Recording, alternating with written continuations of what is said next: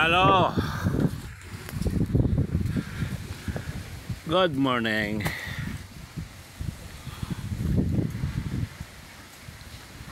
Pagod ako. Galing ako sa Kalawis kanina. Dito na ako ngayon sa kubo ko. Yan guys, oh. Malungkot na ang kubo ko guys. Wala na nakatira eh. Wala na po nakatira. Yan. May kinakahol ng aso ko. Yan. Yan guys, sayang to. Yan. Sayang tong pwesto ko dito. Kaya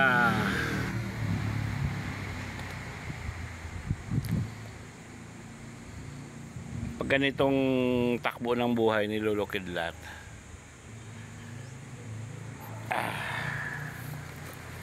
yan, mabuti pang pwede ko na pakawalan itong lote na ito or ibinta, bagamat sayang. O yan, tabing tabi ng kalsada. Andito ako sa dulo ngayon, yan o. Dito ako sa dulo. Andun pa yung gate ko sa dulo. May kulay asol na yun, ha? Tama, asol. Ay di pa, lagpas pa. Yan, tricycle ko.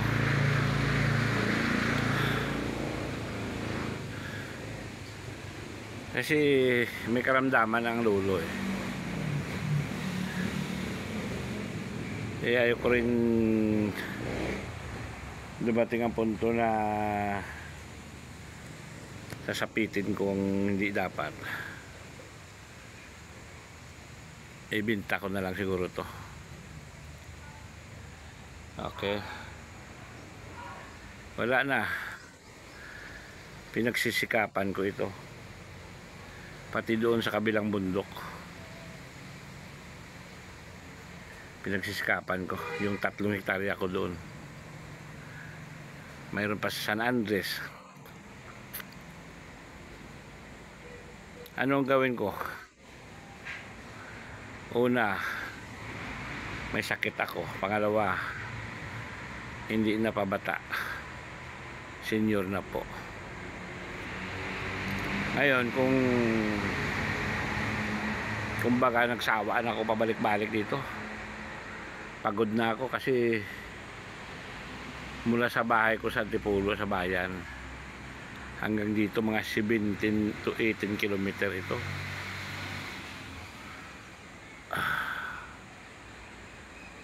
Hirap na ako. Wala naman interes ang pamilya ko. Pirahin ko na ito.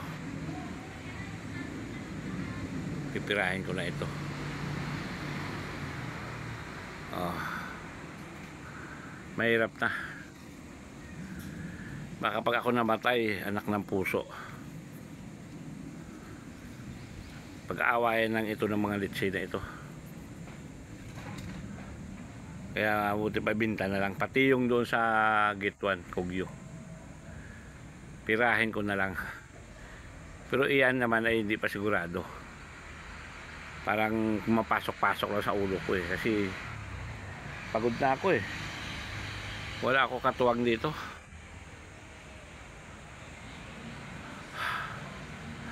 Mabuti kung ibigay ng Diyos sa akin ng 100 taon. Okay lang. Wala eh.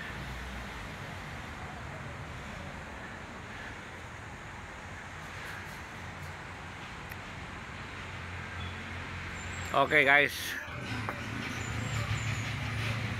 10-4 10-4.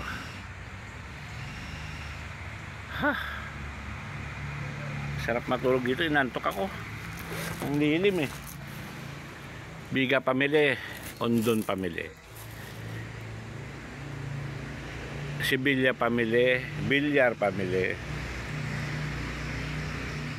Corrales family, Haranilla family, shout out sa inyo.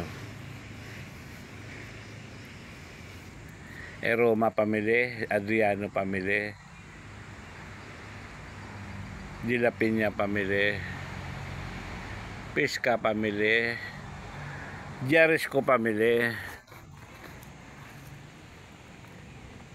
Grande family, Toledo family, Gutoman family,